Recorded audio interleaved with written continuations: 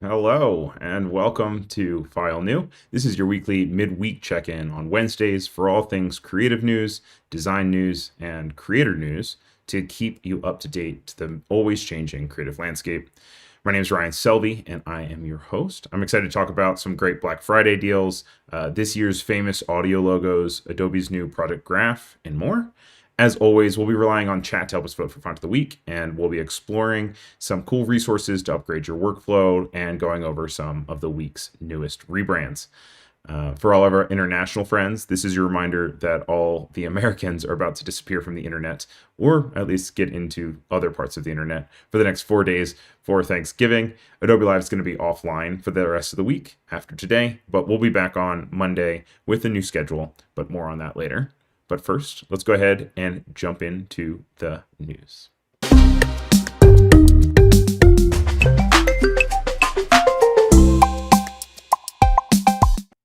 This is a live stream on both YouTube and Behance, but I'm guessing a lot of people are probably all over the place because of Thanksgiving and travel. So if you're watching this as a replay or listening to it as a replay, I promise I'll make it worth your while.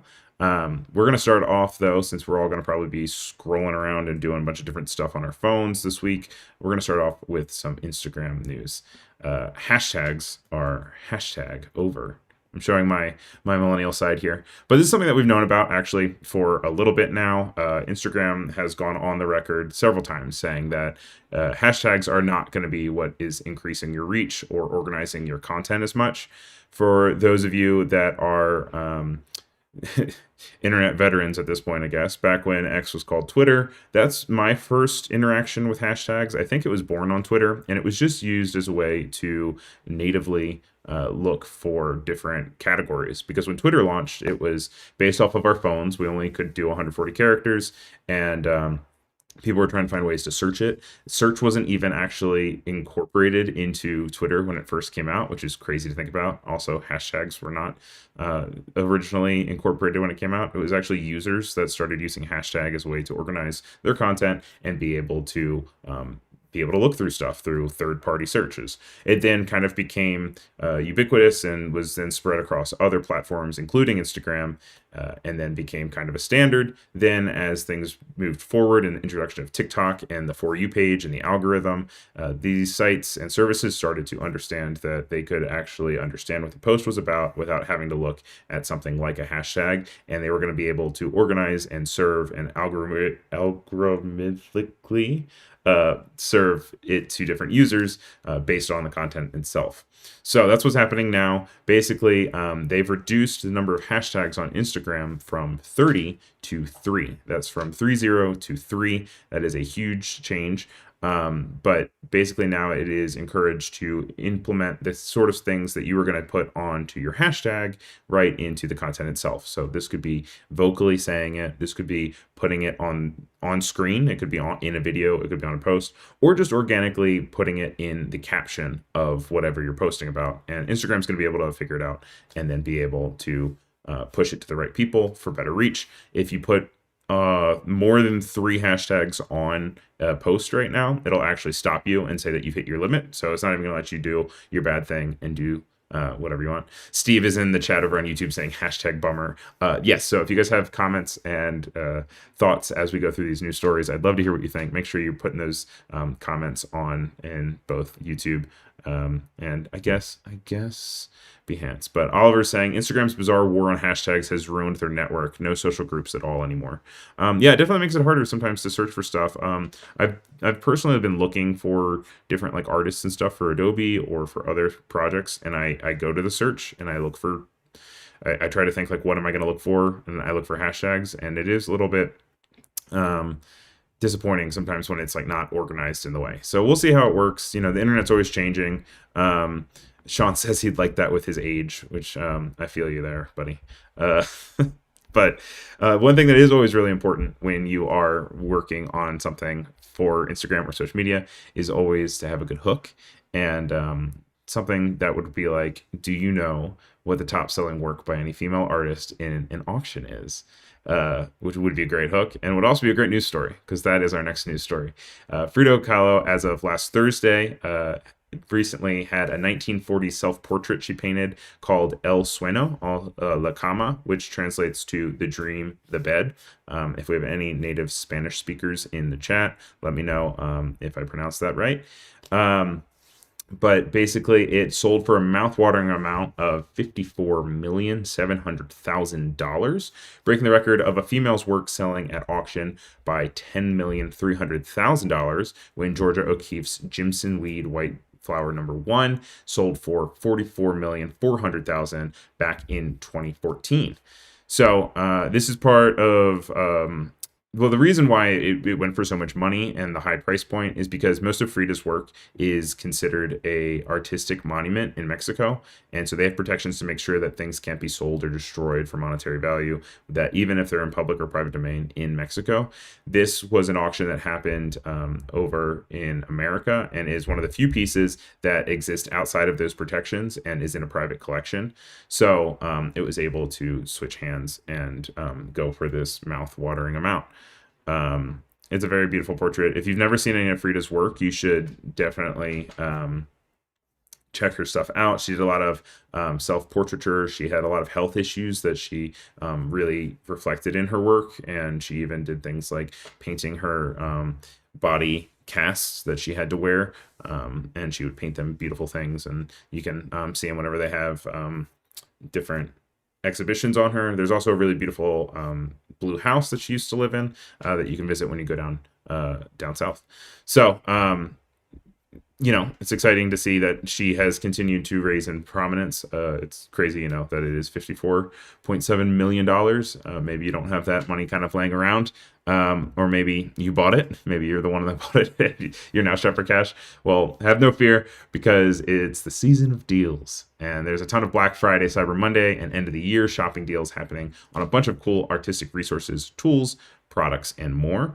The two ones that I pulled out. Also, wait, before we move back on, just to that point, I am going to say that I am getting some positive affirmation that I did okay pronouncing that from Professor Cannon in the YouTube chat. So thank you. Also, welcome to On 8 Productions. Miss Melanie, thanks for joining from Los Angeles. And Winter, it's great to see you. Also, Sean is saying to embrace the monobrow. Yes, Frida had notorious monobrow. I guess not notorious, just a famous unibrow, and it's part of her look. So if you don't know her work, you probably do know her work. It's one of the two.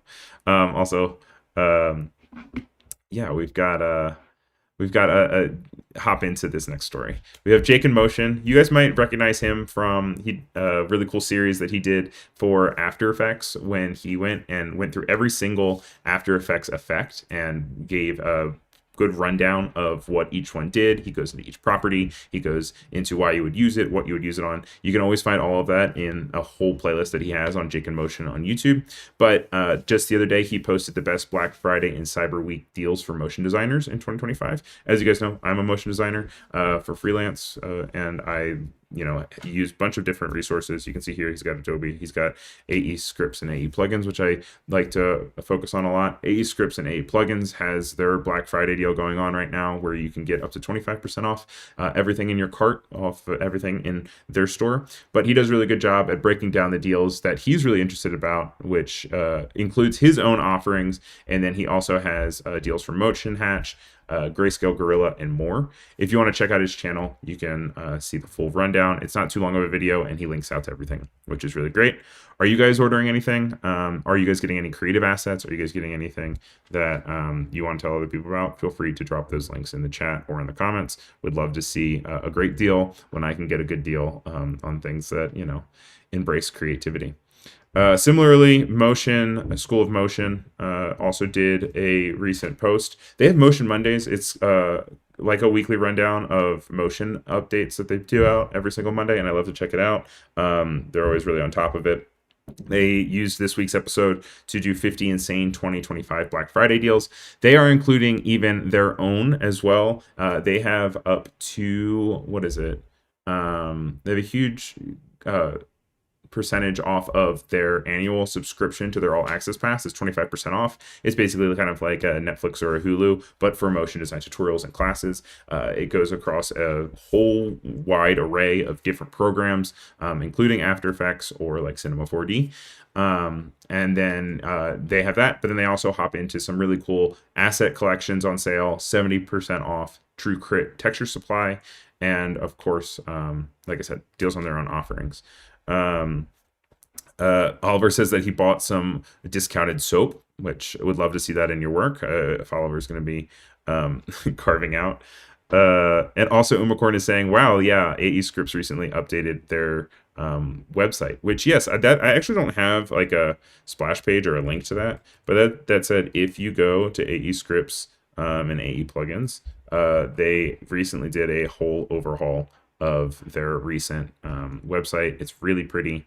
It's really nice to navigate. It kind of highlights the content of the scripts way better and makes everything feel way more editorial and feels more like it was made for the 2020s. So make sure you check that out. That's just at ascripts.com. I guess is a good time to mention right now that anything that I mention or plug is not an official endorsement of Adobe. It is just Ryan Selvey talking about stuff. But since we are on the Adobe channel after all, and this is Adobe Live, I do want to take some time to highlight the fact that this is probably the best time to get a year-long subscription with Adobe if you have not before. This is up to 50% off for Black Friday. You can get Photoshop, Illustrator, Premiere, After Effects, the Firefly suite, and more, all through this Creative Cloud Pro deal. It's going to end on November 28th. If you are watching this live, you know that it's November 26th, but if you're watching a replay, you have until Friday to nail this down, because today's Wednesday, the 28th would be there. Yep. And so this gives you access to all the really great things that they've announced over the year, and a bunch of the stuff that we're actually going to be going over, because I've got some Adobe news coming up right after this. The next story is Nano Banano integration. Some exciting updates from Adobe on the Adobe blog is that the time of unlimited credits of generation is being extended. Originally, when they announced a bunch of these partner models and they announced a lot of these Firefly updates, they said that there was going to be unlimited generations and credits until December 3rd. Well, happy Thanksgiving. It turns out that we're actually going to be able to have unlimited generations until January 14th, a whole extra month of unlimited generations. This gives you plenty of time to experiment and play with all the new tools Adobe recently announced and updated to the whole Firefly ecosystem. You can play with the Firefly model or even explore partner models like the brand new Nano Banano. Last week, Google announced their latest model, Nano Banano Pro, and it's a big step for text and generations, enabling you to be able to make detailed infographics, intricate diagrams, and stylized text with accuracy. Before, when you were kind of generating text or something, it tended to get that really weird thing that looks like letter forms, but it was obviously not letter forms. This actually helps you be able to consistently make really strong diagrams. It's very powerful. It can create high fidelity visuals from multiple sources. So they have an example on the announcement for the actual Nano Banano Pro on the Google blog. And you can see here that they have 14 sources. They kind of up to 14 sources where they are implementing, yeah, here it is. Implementing these characters all together into a composition, and then it's able to keep their likeness and bring it together. They also are saying that apparently it has consistency and resemblance of up to 5 human beings to be able to then create accurate images with that. You can see here that with their input image, they put a person, some dresses, a chair, and plants, and it's able to put them in a lifelike scene with multiple elements. You can see here that they are able to implement the text like I was talking about. And then up here, you can see they're really nice diagrams where you're able to put the input image and output image to be able to then create this really cool content.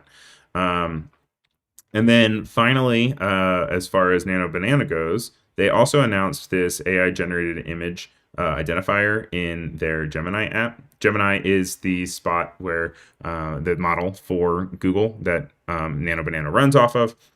And this is introducing their Synth ID. So there is Adobe's content credentials, which is cool that you can even activate within Photoshop or other programs where you can say, this is what was edited and this is where this image came from. And you can find all of that information for it. But not everything has that tied to it, especially if they're not like coming out from Photoshop or what have you.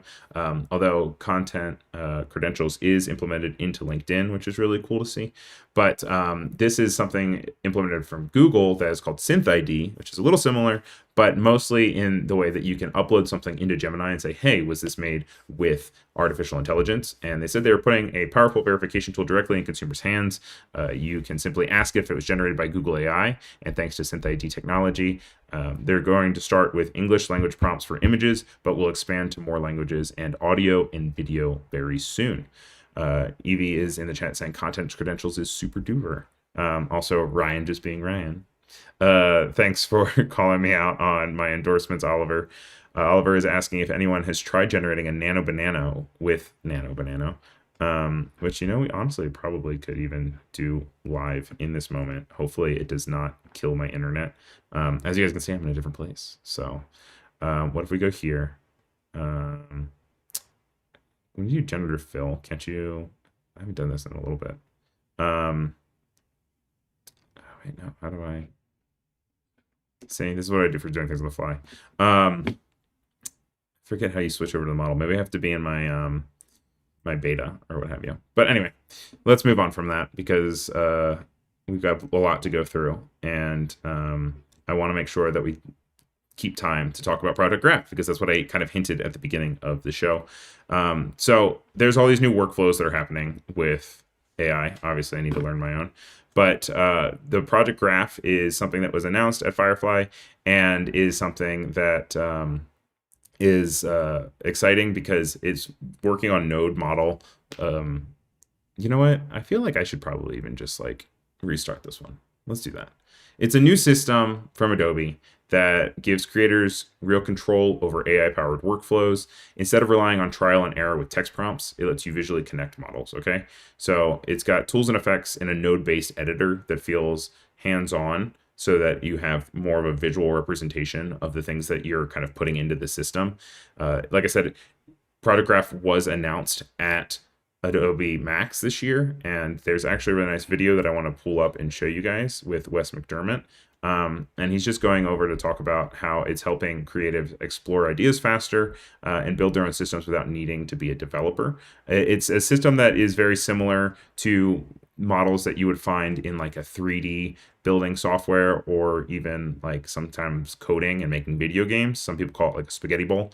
But it makes things put all together and gives you an output and also puts it into a capsule. So I'm going to let Wes do the talking with this video. So let's check it out. I am so excited to be here today to talk to you about Project Graph. Basically, you're mixing tools from all the creative classes that you already know and use every day to build anything you can imagine. Expanding my workflow is just a matter of just adding a few extra tools. So what I'm going to do here is just make a little bit of room, and I'll hit enter. And so I get my little search, so I can start searching for tools across Creative Cloud. So I'm just going to grab a pixelate. To start building my workflow, I just start connecting tools. So let's go to the output of Firefly, and we'll connect it here to the image. Here I'll just grab the pixel size, break this off, and just create a little slider here. Love to have the hue and saturation happen before the pixelate. So now we'll plug in our pixelate, plug in my color picker to the hue. So now I have my hue saturation, and here I have my pixelate. And so what Project Graph does is it wraps up all of these tools and all these workflows, and it bundles them into what we call a capsule. You get this nice custom UI.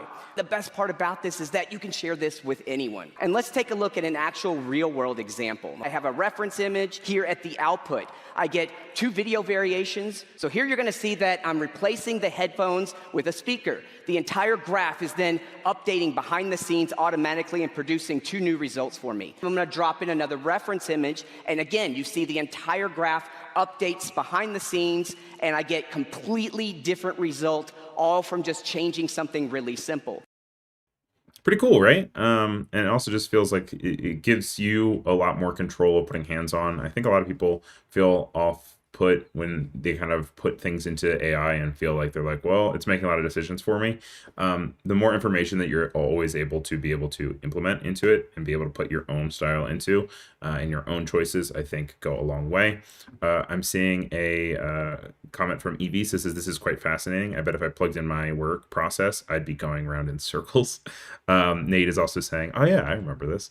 So I'd be interested to see how you guys use this, and interested to see how this develops and how this goes into workflows. Next, we have a little bit of news for our friends in a much warmer climate than me. Miami is prepping for their two big art events at the beginning of December that always kind of happen around this time of year. From December 3rd to 7th, there is Design Miami. This is happening for the 20th year in a row now. It will return to its flagship location at Pride Park, and it's going to feature more than 70 exhibitors showcasing their work, including a special make-believe project that spotlights 8 designers pushing the boundaries of furniture and object design. And so that happens between the 3rd and the 7th.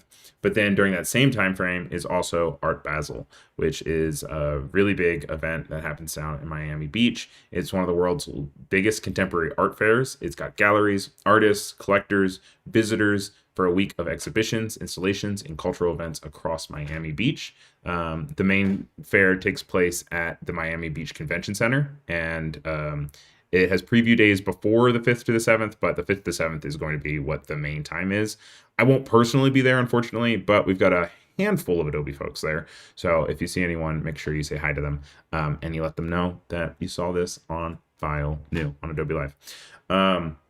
So that's all the news stories that we have today, but especially if you're new here, don't worry, that doesn't mean the show is over. We're still here for about 40 more minutes. We've got a lot to get through, and we got a lot of cool stuff, including a vote for Font of the Week, which you can see kind of hinted out down here. But before we hop into Font of the Week, I do want to take some time to quickly hop into our segment called Spotlight.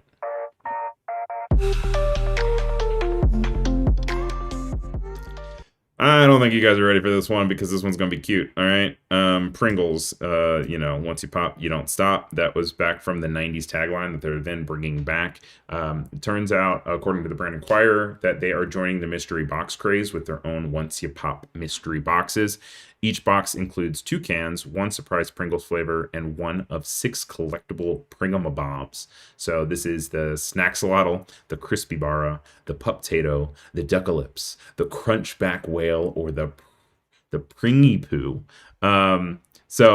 This is kind of going off of the coattails of the idea of kind of Labubu and how they got really big over the years. And I think this is their ability to try to hop on to that kind of bandwagon. I will say, if Labubu has opened up a new part of marketing that includes these cute little animals, I'm okay with it. I'm very happy with it because I want you guys to see how cute these little things are. Look at these guys. Rebranding says no thanks. All right, Mike, if you open this and you don't want it, can you please send me one of these little guys? I mean, look at that. Look at the little axolotl with all they're like, look like they're made out of Pringles. Look at their little mustaches. They can be even on like a keychain if you want them.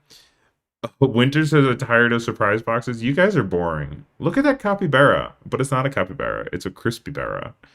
You guys are part of the problem. Have some fun. See, Umacorn's on my side. Umacorn says these are cute. Would you guys get these? Obviously, I see Winter and Mike are saying no thanks. But who else in chat would get one of these? I would like to collect all of them. If I end up getting one, I'm going to have it in the background of my streams. And yes, if you were wondering, I am in a different place because it is Thanksgiving. But we'll be back at our normal location next week. Don't rob me because I have an attack cat that'll mess you up. Oliver says he doesn't understand mystery boxes. Like, why would I want to buy a box that I have no idea what's in it? Someone never had Pokemon cards. That's for sure. Nate says that they are fun. So it looks like we're kind of split half and half. You know what? Well, we're going to obviously have a poll for Font of the Week. But I'm going to put a poll in the YouTube chat, and I'm going to say surprise boxes, and I'm going to say yay or nay. and I would love to hear what you guys think as a whole, whether or not it's something that you're into. So make sure you hop on over to YouTube and you vote for it. Everyone's laughing that Roscoe will mess you up. He will. He's a little demon. Reverb Mike's kind of like a McDonald's Happy Meal. Yes. What's to miss? What's not to love? Then our next story is let's see here. It is from the Adobe Express blog, and it is where creatives find inspiration. It is a nice write-up with a lot of diagrams and analytical data, not just fluff, that talks all about where a new survey reveals the top creative sources and trends shaping the digital content landscape today. The key takeaways are that creatives find Apple to be the most creatively inspiring brand right now, followed by Adidas and Google. Creatives rank Beyonce, Rihanna, Taylor Swift, Billie Eilish, and Bad Bunny as the top 5 most creatively inspiring public figures in 2025. All musicians, very interesting. Minimalism, nostalgia, retro are the top creative styles inspiring content. And creatives are saying that TikTok is the top platform for inspiration, beating Instagram and YouTube, not by too much. Nearly half of creatives plan to refresh their brand identity in 2026, with 11% planning a full rebrand. If you go through the article, you can see that there are more in-depth analytics all about the survey, all the ways from like the most creatively inspiring brands going down to like Disney being number 8. But you can also see that there are aesthetics and styles that are breaking down, platforms, content types that spark creativity, time spent looking for inspiration before beginning content creation. 47% said 11 to 30 minutes. I feel like that is what people aspire to. I would imagine most people probably land in 31 to 60 minutes. They just don't want to admit it.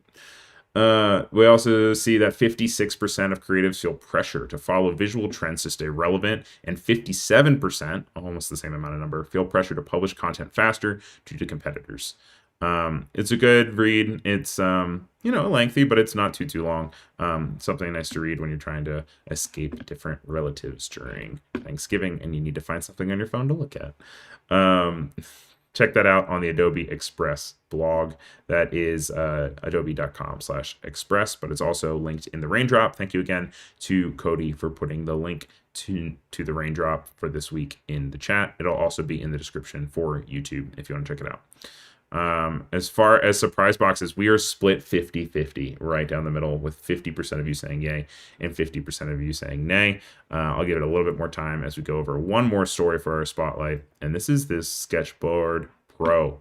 Has anyone here seen this? I recently got served this on a website. I don't know if I was on Instagram or not, but it's the Sketchboard Pro, and it is a drawing board that has a spot for your iPad in the middle of it. So if you've never seen one of these, a drawing board is like this big, and I normally put like big pieces of paper on it so that you can use Vine charcoal, and you can go and you can draw around and have the space to kind of put your arms down and move around. But then when you have this iPad, I feel like a lot of times I'm like kind of like propping it up and I'm kind of holding it. And so when I came across this, I'm like really interested in it. I think I'm going to order one, and if I do, I will definitely talk about my experience with it. But I wanted to spotlight it because I wanted to see if anyone here has either heard of this or seen it. I'd also love to hear if you guys would be interested in using something like this. They aren't like a Happy Meal. They are a little bit expensive. The first one is $99. They have a second one, I guess, now that has a bigger charging port and like a kickstand, and is like smaller and lighter, and that goes for $129. I don't know which one I will get because this one does also have a travel bag. I was hoping to see if they had a Black Friday deal, but very interesting. Do you guys have anything like this? Would you use anything like this?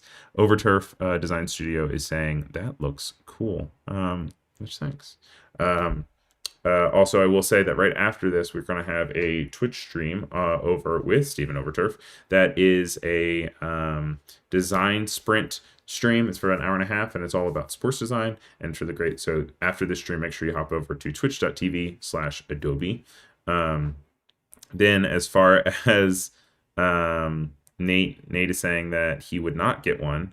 On the promise of always moving and a small space. Yes, I feel that too. It is one of those things where it's like, do I need anything more? Do I need to clutter up my inventory. I have crazy closets where I just throw a bunch of stuff in, and then people come over and they see how crazy my closets are. They judge me. But you know what? It gets to a point where you just got to live through it, right? Um, what can I say? Well, I'm going to go ahead and end the poll, and the winner is Yay to Surprise Boxes with 53% of the vote. So it seems like we're in the majority, everybody. So you're just going to have to deal with what you deal with. Then Evie Johnson saying, I'd be interested, but realistically, they probably don't fit the space I need them to be. As I laid back to draw, they need to ask me for a disability accessible design. Just saying. You know what? That's very true. And it would be interesting to see how it helps people with disability and how that kind of works out. Then let's see here. We have Font of the Week coming up next, and that's when you guys get to vote on, you guessed it, the Font of the Week.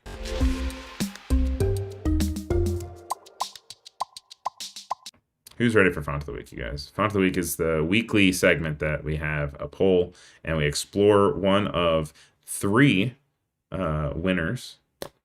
I didn't say that right. It's when we explore 3 fonts from the Adobe font. Wow, I'm losing it, guys. I mess up once, and then it's kind of that thing where you domino out. Adobe Fonts is available to all subscribers of Creative Cloud, and it gives you a full directory of a bunch of fonts, and you're able to use them in your product and automatically sync them into your workflow. We have 3 that we pull up every week, and we like to explore why we would use them, their use cases, their flexibility, how many different glyphs they have. And so this week we are looking at Gandor New Bold, Nitty Grotesque, and Mixta. So the first one is this, let's do, is Grandeur. I said New Bold, but it's just called Grandeur New. And it's designed by Daniel Sabino from Black Letra. It is a display textura black letter inspired typeface. So when you think of black letter, think of like monks writing Bibles and stuff.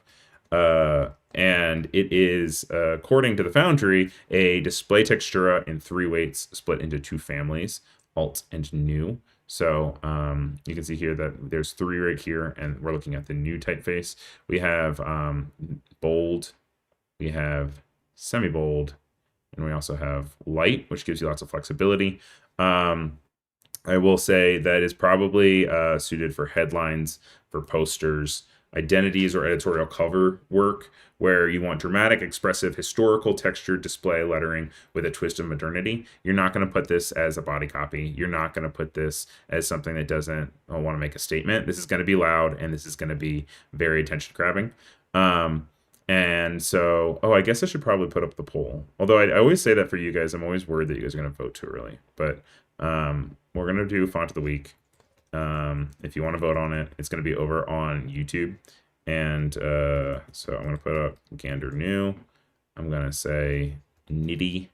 And I'm also going to say Mixta. We're going to start that poll so you guys can vote as we are working our way through. So let's see here. Not going to use it for body copy. Challenge accepted. I would love to see your body copy with Gandor Oliver. It would be great to see. Accept the challenge. Evie is saying Nitty is her favorite. And yeah, the guys, go off in the chat. Let us know what your favorite is. Try to convince other people to also vote for yours. Otherwise, it won't be the winner. On Photoshop, you can always highlight a character and you can see if it has alternates or not. You can see here these don't have alternates. You can also always go over to Window and navigate to your glyphs panel, and you'll be able to see all of the glyphs that are available for the typeface that you are currently using. We can see here there are some arrows. There is a copyright and a rights symbol for you. There are some fractions. There's a bunch of accents for other languages. There's small letters, small numbers as well. And there's, of course, we always like to say, can you do your math homework? And so there is division symbols, multiplication signs, parentheses, and more. It also has a few connected letters as well, but not too many. It seems like it mostly works with F as the predominant force of being able to add extra flair when things are close together. But that is Gandor New, and that is our first nominee. The nominees are Gandor New. Next up is Nitty Grotesque. This is a serif font, a sans serif font. It is a grotesque typeface. It is proportional companion to Nitty, which I guess is a serif font. And it leans into the grotesque qualities. It is early English grotesques inspired by shapes, and you can see that is very prominent. It's very shapular. And it has a lot of fun with scale and type. You can see the I is higher than this F here, which is super weird. Yeah, all the caps are smaller than the lowercase, which is really interesting. I'm not sure how I feel about that. I feel like Steven is gonna have no. Who's gonna have a bigger issue with that? I feel like Reverb Mike probably actually is gonna have a bigger issue than that.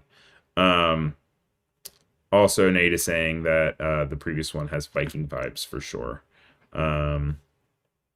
Let's see here. We have a few weights and styles for us included, from hairline all the way up to ultra, with a bunch of stuff in between, like light, semi-light, regular, medium, bold, black, extra black, and ultra. This is another one that would be great for editorial work, but I think you could get away with using this in large quantities. It'll be very easy to read, just because of the fact that it is sans serif and it is very reliant on different shapes. So, you know, when you're able to make shapes out from any scale, that's when it's going to be really easy to read. We can see even if we make this like tiny, we can still make out which each letter is. And down in the glyphs panel, we've got arrows. We have a few symbols, and we have different fractions, accents, you name it. Copyright, division. You can do your math homework. And then finally, we have a serif font for our last one, which is Mixta, Mixta. This is designed by Rodrigo Fuenzalida from Latino Type. This is a really pretty typeface. It is a contemporary serif display typeface, and it is a lot of personality to it. It has got thicks and thins. It is inspired by a mix of different terminal styles, and so they're varied and expressive. You can see in their glyph as well, there is so many options, and I think that probably has something to do with the fact that it's coming from Latino Type. I'm sure they want to be able to have as much flair and flexibility in language as possible. It doesn't have any like extras to it. It's mostly just accents. But towards the bottom, there are different circles and different kind of like flares, if you'd like it on it there. I really like their ampersand. Like, look at that ampersand. That's very pretty. If I were to vote for Font of the Week, I would vote for Mixta. But I'm not in charge. You guys are in charge. So I'm going to look at that font. Oh, Stony. What's going on, Stony? Good to see you. Welcome back. Winter says she is bothered by the Nitty Grotesque change in height. You can even see here when you write out Nitty Grotesque, the I's are higher than the N, which is interesting to see. Stony, how you doing? Are you traveling for Thanksgiving? Do you have a favorite of these fonts so far? We're just doing our font of the week right now, but we're about to hop right over into our next segment right after this. So I'll give you a second to be able to vote. I'm going to hold that vote up. Right now, it looks like we are in a standstill between Gander New and Mixta as the winner right now with 46%. 46% now going to Mixta. So thank you to whoever just voted. Keep on voting. And if you guys need to see this again before we call the winner, let me know. We still have about 15 more minutes of our stream, and I hope everyone is doing well. Oliver is saying every diacritic in the world. What is diacritic? Oliver says he doesn't mind caps being slightly smaller than the lowercase letters, but this font is having a laugh. Having a laugh. Oh, we have fun here, don't we? Yeah. So we did Spotlight. We did Font of the Week. I guess we'll do resources next.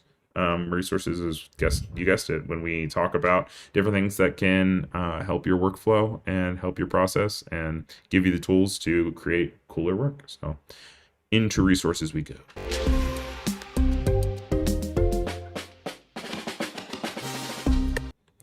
Does anyone here use dark user interfaces? I mean, looking at my screen right now, as we're talking about it now, it's the middle of the day, and I'm still using the dark version of Photoshop.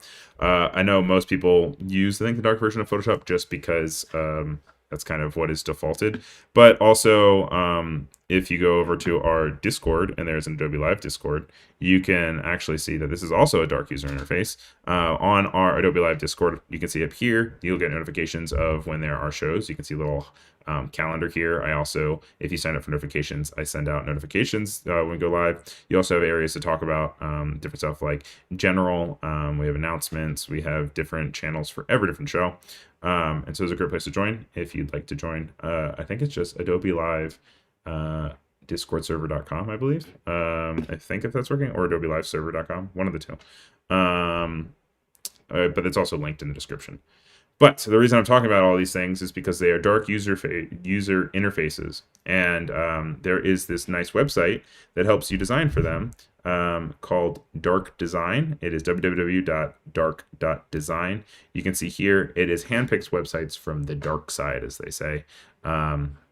And they are just really pretty examples of being able to use dark interfaces to be able to look at screens, especially when you're in a dark room. It's got, right here, as we're just kind of looking through it, it's got Cobot, Lovable, it's got Grok, Hex, and they're not all just entirely black. Like you can see that, like we were looking at Discord, it's not an entirely like 0000 background. Like some of these have these kind of darker, just grays that then kind of work out. It is nice. You can click into each one. It'll give you an example of it. Oh, LOL, that one's not working anymore. But it'll give you an example of what it looks like in mobile and what it looks like in desktop. And then you can actually visit the website that you would like. Wow, we are really we are striking out left and right here, guys. So if you get a virus from this website, I guess I take no responsibility. This is going to be our third try. Third time's the charm. And we're going to visit this. And it's in a different language, but we're okay with that because we're not looking at the language. We are looking at the dark mode, which is nice to see. And it's cool to be able to hop around these and be able to explore different, exciting. You can implement this into your own designs, whether it's motion design, UI, UX, or graphic design. And it is nice to be able to have this directory. Sorry if any of the sites are broken, but looks like that might happen every now and then. LOL. Viruses are not endorsed by Adobe or Ryan. Thank you very much, Oliver. Appreciate you. Professor Cannon says he prefers dark mode. Virgil 1 is also saying yay to dark interfaces. Winner is going, ooh, as is Stony, as we embrace the weird experiences of doing a live stream rather than a pre-record. And then, as you guys know, it is time of giving in both Thanksgiving and Christmas time. Creative Boom did a rundown of the best Christmas gifts for creatives in 2025. I thought this was a fun little list, especially when you're just looking to get someone something creative, but you don't necessarily know too much about them, or maybe for a good white elephant or something. They said this is from thoughtful stocking fillers to gorgeous treats. Our annual Christmas gift guide for creatives is back, packed with ideas for artists, designers, and anyone who adores beautifully made things. I mean, look at these really pretty ping pong paddles. They've got it broken down by different categories like stocking fillers or gifts for designers that they'll love. There's also for fashionistas, treats for the home. I think a lot of them also kind of end up on the MoMA store. I really like the MoMA store as well. But they're not the only ones doing this. You guys know I love Creative Boom, but I also really love It's Nice That. And It's Nice That has the nice list. It is a collection that they also have, and I think they keep theirs going maybe year round. I'm not sure. They have a whole website for it. And it's cool because they have all these different like really pretty graphics at the top, as they always have really great graphics. And they have ways that you can just kind of break down what you're looking for between like apparel and jewelry or miscellaneous, and then it'll give you a link to where you want to then explore it to be able to buy it and buy it from the shop, if the shipping is available to the UK only, or where they're located at. Winter's saying, as a creative, the best gift is generic gifts or straight up cash. Oh, she says gift cards. Yes. Reverb Mike says an 8K video camera. If you want to give it to me, you are more than welcome to. I can give you a PO box that you can send me an 8K video camera for. Thanks so much for offering to do that, Mike, in advance. Can't wait to use it for File New. And then we have one more resource for you guys. It's also coming to us from It's Nice That. This one's not gift related. This one is more a thought piece that I thought was really nice. They do these things called creative career conundrums on their website, and it is kind of like a advice column that you would see, back in like newspaper days. But this is from Katie Cadwell, and it says, "You've been working on your craft for years, but unsure to even call yourself a good designer. Katie Cadwell explores identity, talent, and some career self-reflection in this week's Creative Conundrums." The question says, "I'm a graphic designer from Brazil. I've been working in the field since 2018, and I'm currently an art director at an ad agency. I'm surrounded by incredible, talented designers, and even after all these years, I still feel like a little fish swimming with big sharks. Am I a good designer? Will I ever be able to consider myself one? Will I ever feel like a good designer?" And Katie says, "It's brilliant that you know exactly what you want and don't want. There has to be space in the industry for people who'd rather stay on the tools. Firstly, because there aren't enough managerial roles for everyone. And secondly, because we don't want to lose all that wisdom and insight from our creative teams. We need it in the studio floor, not sitting around the boardroom table." It's just a really nice thought piece. It made me feel really good when I was reading it. She says, "I wish I could say you'll get there and feel like a shark, but you probably won't. You'll just get more comfortable with this feeling, and that's going to make you brilliant creative for a very long time." Because basically imposter syndrome is a little bit of impossible to escape. I think that no matter how big you get, you're just going to always kind of move those checkpoints, and it's important to check yourself to make sure that you are being honest and nice and kind to yourself, because as you continue to grow, you're going to then want to continue to grow more. And so you're necessarily, I don't think, ever going to get to a spot where you're like, I made it entirely. But, I think that it is important to be able to reflect on that, and then also be able to have pride in that, and be able to be like, I just want to always be better. So that means that I am always looking out for more exciting things. Greetings from London, says Raymond. Thank you for joining. I know it's a little bit later in your day. I hope you're enjoying it. We are just going right now through some resources, but we're actually just about to hop into Alyssa's favorite part of the stream each week, and that is Rebrand, where we talk about rebrands, brand updates, just new branding things in different companies around the world. So let's hop into Rebrand.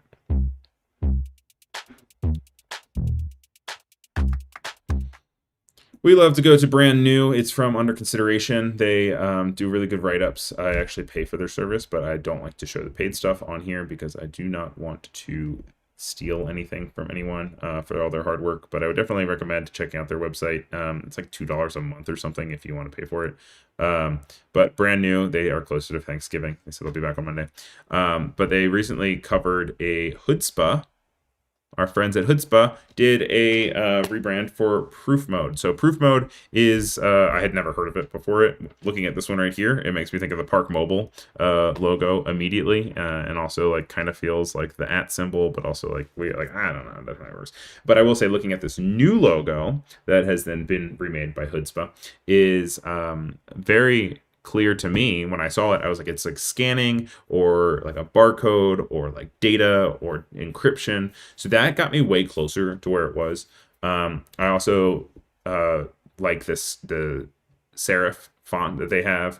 I think that it reads way more academic and feels like a legitimate educational resource. So apparently in my exploration of what Proof Mode was, Proof Mode is something that deals with being able to authenticate, being able to say where things are coming from, and cryptographically be able to acknowledge that there is credibility to a source. I'm going to go see if Chutzpah has a, yes, they do have it on their own website. It's media and reality verified, so that it says you can capture, verify, and notarize media with decentralized privacy-focused tools. They did a really good job with color. I liked the icon, being able to figure that out, being able to attach that as like a little icon for everything. I like the brand language that they have with the dots kind of moving all around. They have these icons themselves. The Chutzpah girls are always just so talented, and it's a really great case study. And I really like where they brought it. So big thumbs up to Chutzpah. How do you guys feel about it? Reverb Mike is saying the proof is in the pudding. That comes from his grandma. Professor Kennan likes the choice in type as well, which is great. I also agree. So, and then next is a YouTube update, and this is coming from the Eat Studio. This is a cool approach to the YouTube creator community. Eat Studio was able to take the YouTube branding and make it a design language for being able to talk about and celebrate the connections that make YouTube a collective space where ideas gain strength and voices resonate. They used the outline of the logo to then kind of create this gradient repeating thing that then was able to then work around with different animations. They were able to then also kind of incorporate other iconography and imagery on top of it, and be able to create a visual campaign that was created to bring creators together, grow communities, and amplify voices. I really like all these little logos here, 3D icons. And I think it's a really successful thing that still feels like YouTube, but also feels like something that is unique in itself. I know we're getting tight on time, so I do want to go quickly through these last two. Last three. We have Creative Block. They did a article about the most famous audio logo in the world, apparently. Although I think it was Oliver who was like, who do we need to remind that the world is not just America? But there was recently a Sonic branding study, and apparently Arby's, like we have the meats, is the most iconic between 170 brand Sonic logos against each other, and they had over 70,000 respondents. If you go to the link that they link to, you can sign up to get it, but even they have a thing. It shows you how it has a bunch of the different rankings. So it goes Arby's, AutoZone, Liberty Mutual, Little Caesars, O'Reilly, Hot Pockets, Ace Hardware, and Green Giant, to be able to identify which logo is the one that is most recognizable. It says, of course, it probably helps that Arby's Sonic logo features the word Arby's, and that might explain why examples that don't feature the brand names, such as Netflix and McDonald's, appear further down the list. But you know what? That's all hearsay. That's all up to, what are the rules. Then just a few minutes left. We also have, what did I just, does this even have anything? Maybe it really was only one thing. Oh, it's all the way up there. Okay, cool. Then we have Bug. And this was just a feature. I'd never heard of Bug before. It's from Emily Gosling over on BP. BP Co. or what's it called? It is Bug by Sea Change from BP BP&O, and they did a really good write-up. And basically this is like a really cute brand that is all about gardening tools. I just thought it was so cute. It's New Zealand based, and I immediately could see it, and I knew that it was something with soil, or I knew something that was with something in hands and gardening. I just really like how it looks. I really like, kind of looks like it got kind of eaten up by some bugs or something, gardens. I just thought it was a really nice rebrand, and she also likes it in the write-up, but I would suggest reading it. Like I said, it's bpno.org, and it is Emily Gosling. The thing that I know that we're missing here is the Pantone Tony's Chocolonely. Tony Chocolonely is one of my favorite chocolate brands. They really focus on eradicating slavery from the chocolate industry, because that is something that is really focused on, or really prevalent in the chocolate and coffee community as a kind of world distribution goes. But they teamed up with Pantone to be able to identify a red that is uniquely Tony's Chocolonely and able to be repurposed over and over again, and really also amplify their message with how they are trying to combat this. And you can see it even on the inside of their wrappers. You can see they even explain their mission statement. And yeah, I think it's just a really good brand activation. I always love their little like cartoony vibes because you guys know I love cartoons. So, but now they have their own red. That puts us about time, y'all. I am gonna take a look again. We're gonna go look at the font of the week, and we're gonna see who's winning. We've got some happy Thanksgivings in the chat. Thank you for that.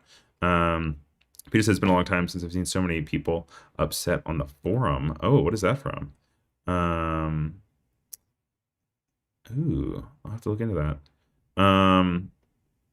But Oliver's saying that a bit further down in the article it says most recognizable in the US, but they put in the world in the title. And Peter, I'll have to look into your comment. Then thank you, Cody, for putting all the links in the chat. I'm going to go ahead and close out the YouTube chat for us, or the YouTube poll. And with 22 votes, the winner of this week, font of the week. Oh, it just went up one more, but it was still mixed with 27%. So we're going to take our little crown. I need to get a little sound effect for that, for when we have a winner. I am going to go and we take the winner each week and we hop over to the raindrop. And you can see that I'll scroll up and I will take Mixta and put it in the font of the week winners. You can see all the winners here from the last 20 so episodes. And so these are all linkable right out to the font of the week, and you can be able to add them to your library. With that said, we will be back next week, same time, same place. I'm thankful for all of you. I'm thankful for the ability to be able to do this show. I'm thankful for everyone that sends in things and interacts. Thank you guys for always commenting and interacting in the chat. It makes it a lot more enjoyable, and I love being able to talk to people about this stuff because I'm reading about this stuff anyway, and it's nice to be able to have people to bounce it off of and be like, hey, check out this cool thing. And other people be like, hey, yeah, that's pretty cool too. Or at least just humor me, you know? Thank you, Cody, for being our moderator. Thank you for everyone and their well wishes. Have a wonderful Thanksgiving. And like I said, right after this, we'll be going over to Twitch, where there will be Design Sprint with Stephen Overturf, followed by Edit Like a Pro with CANLA. And then we're off until Monday. So make sure to join the Discord, and I will talk to you all really, really soon. All right. Thanks for watching. Bye.